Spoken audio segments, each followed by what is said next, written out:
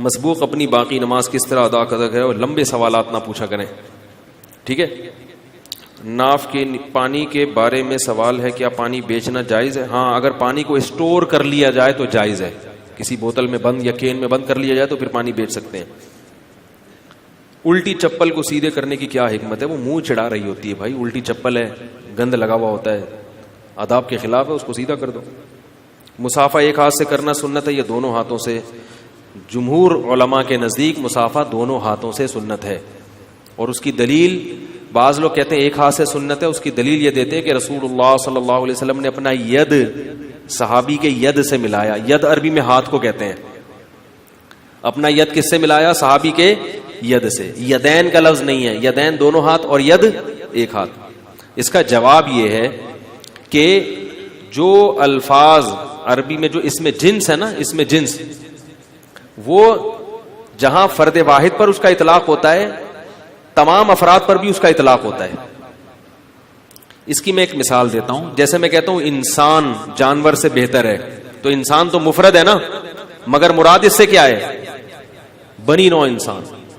قرآن میں آتا ہے ان السمع والبصر والفؤاد کل اولئک کان عنہ مسئولا.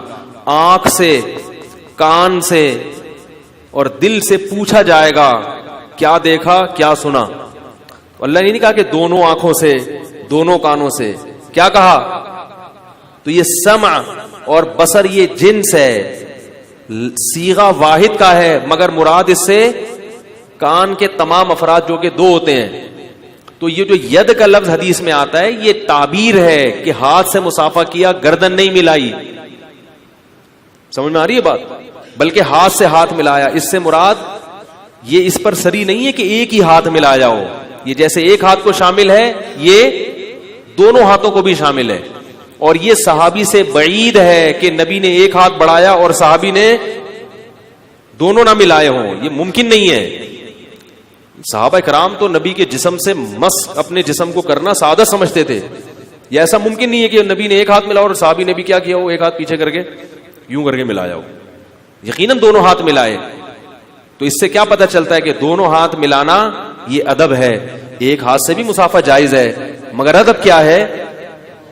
اور امت کا تعامل صدیوں سے یہی چلا آ رہا ہے, صلحاء علماء کا, فقہاء کا, کہ سب دو ہاتھ سے مسافے کو سنت اور افضل سمجھتے رہے ہیں. اور یہ جو حدیث ہے اس کا یہ جواب ہے. یہ ایک ہاتھ سے مسافے پر صریح بولو بھائی نہیں ہے. البتہ جائز ہے ایک ہاتھ سے مسافہ بھی, کوئی گناہ نہیں ہے, لیکن ادب کا تقاضا کیا ہے؟ دو ہاتھ سے مسافہ کیا جائے.